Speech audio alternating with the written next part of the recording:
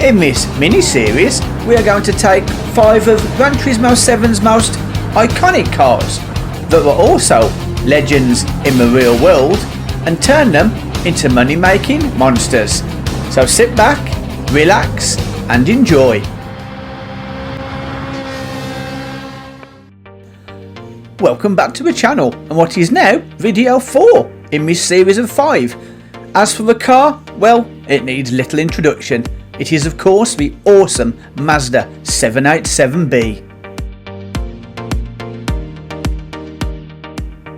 Now, we'll have a look at the tuning. As far as major parts go, as you can see, I haven't bought any, and quite frankly, the Mazda didn't need them. I did have to buy ballast, power restrictor and racing hard tyres. 2 of those I bought simply for the fact that you need them to get this monster down under 800 pp, which is the race we're going to be entering it in. Now, there have been some adjustments, mainly to the suspension, to the power, to the ballast and the downforce. It's going to be easier for you guys just to pause the video and see what I've done. But, as always, remember tuning is very driver specific. Mine works, so use this as a guide, but then experiment and find something that'll work for you. And now we've got the tuning done, it's time to pick a race. And we are going to do the World Touring Car 800 at Sardinia. You will find the Sardinia circuit in World Circuits European section. And as we get underway, if I ask if you guys would consider hitting that like button, as it does really help out the channel, and also maybe the subscribe button, as it lets me know that you guys appreciate these videos. And a quick thank you to everybody that already has subscribed. Now, strategy and car settings. Strategy wise, we're going for 1 pit stop, splitting the race into 2, however with a slight difference to our normal. First stint we're going to do slightly more laps on a lower fuel mapping. Second half of the race, less laps but maxed out fuel map settings. I'll get into those more a little bit later. As for traction control, I would advise you put 1, maybe even 2 ticks of that on, depending on how confident you are and your throttle response. As I just said, we're having slightly different settings for the 2 halves of a race. In your first half, you're going to want to set your fuel mapping to number 2. That'll allow us to get those couple of extra laps that we need. Now, if we skip ahead here to the start of lap 2, you will see by now you are already past most of the field and will be somewhere up near the front. And at some point near the end of lap 2, you would have moved into first and taken the lead at the race. So for a little while, just enjoy yourself and listen to that engine.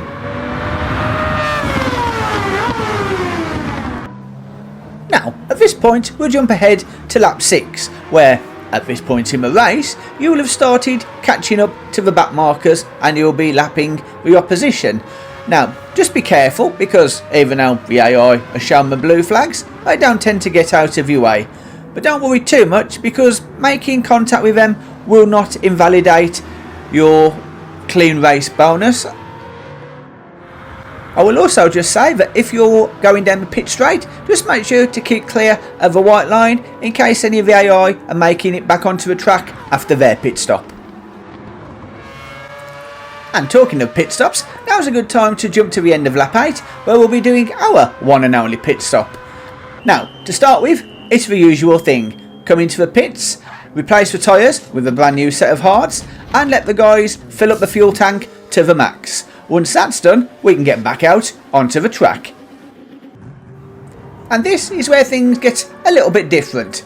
Whereas the first half of the race, we were using fuel map setting 2, now I want you guys to change it to fuel map setting 1. As we've got less laps to do, we can afford to use a bit more fuel and get in some faster lap times. Now, if we briefly jump ahead to lap 10, you can see that the AI are starting to take their second pit stops. In fact, some of which will even take 3 pit stops by the end of the race. We, however, have made the only pit stop we need already, and that means our lead is just going to get bigger and bigger. And I'm sure some of you would have noticed that at no point have we lost the lead of this race, and unless you make any mistakes, you won't.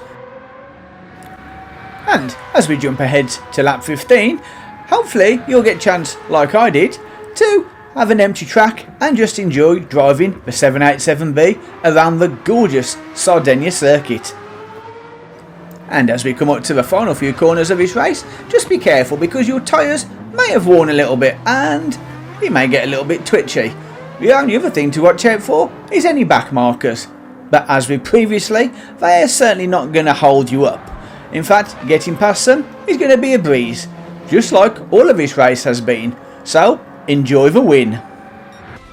And when I say enjoy the win, I do of course mean enjoy the fact that you've beat all the opposition by at least 2 laps, and more importantly, you've earned 727,500 credits, or 1.4 million if you want to work that out hourly. And there you have it, the Mazda 787B, a car that makes earning credits in Gran Turismo very easy, and also a lot of fun. Now, if you'd enjoy this video, please consider hitting my like and subscribe buttons on your way out, and I will see you guys in the last video in this series, in which I think we may have just saved the best till last, and I will see you in the next one. For more great videos like this one, follow this link. Thank you for watching, and I will see you in the next video.